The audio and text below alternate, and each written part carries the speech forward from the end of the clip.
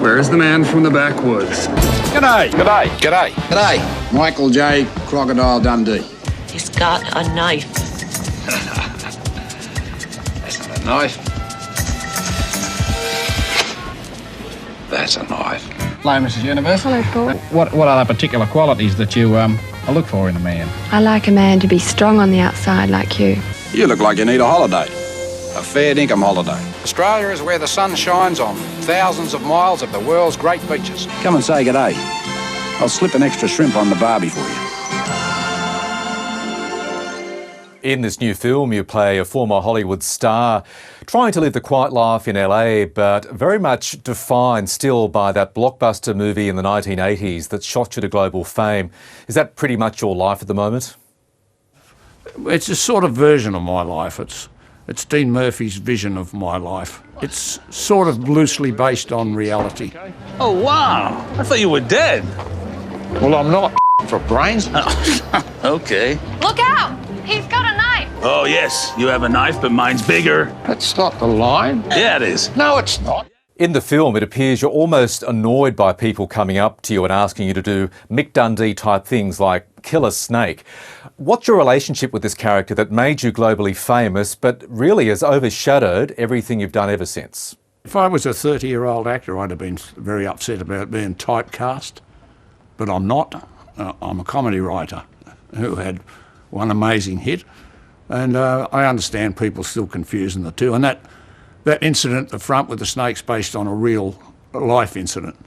Didn't go as far as me killing the snake, but it was people getting excited because I was there and there was a snake and they knew I could handle it. What does it tell you about the enduring impact of the film that people are still coming up to you with studio pitches for another Crocodile Dundee film? Yeah, it shows what an impact it made. You know, it's like 35 years ago, for God's sake. But, you know, it went number one all around the world and it stuck with people. It's still the most relicensed film on American television. So, you know, it's on somewhere all the time. Will there be another Crocodile Dundee film? I don't reckon, no. Someone would have to come up with a brilliant script with a really worthwhile idea for dragging him out of retirement, but no, it's highly unlikely. You've recently hit 80. Congratulations. It's a time for many people to reflect on their lives. So looking back, Paul, what do you see as your main legacy in the worlds of comedy and entertainment? Oh, just making people laugh. That's all I ever set out to do, was to make as many people laugh and forget about their troubles for a while. It's a wonderful job. The theme of the movie, if you come through it, is like the philosophy I live by. You know, it's sort of like, what's an old philosophy saying? When the river of life turns against you and tips you out of your boat, don't struggle against the current, just lay on your back and float. And that's the way that fictitious character handles the sort of the downside on and the knockers and the false rumours that get him into trouble.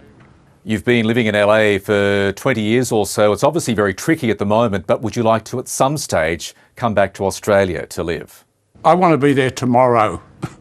And it was always the plan to come back. And also, I'm sort of there every year, often as I can. It's just now this stupid disease has come along and I can't get back, which has made it all the more aggravating. What is life like in the US in the time of coronavirus? What do you see around you? Oh, it's a lot of animosity. Will I wear a mask? Won't I wear a mask? People fighting over it when they should wear it. And everything's sort of shut down. It's pretty ugly over here at the moment. But I'm sure the fearless leader of the country will guide us through it. How, in your view, is Donald Trump handling coronavirus and indeed running America? From a very selfish point of view, he's always been one of my favourites. I mean, he's right up there with Caligula, Mussolini. You remember the great Idi Amin? You know, he's in that category. He's the most entertaining politician of the last 50 years, as long as they don't let him touch anything. But, you know, I would miss him.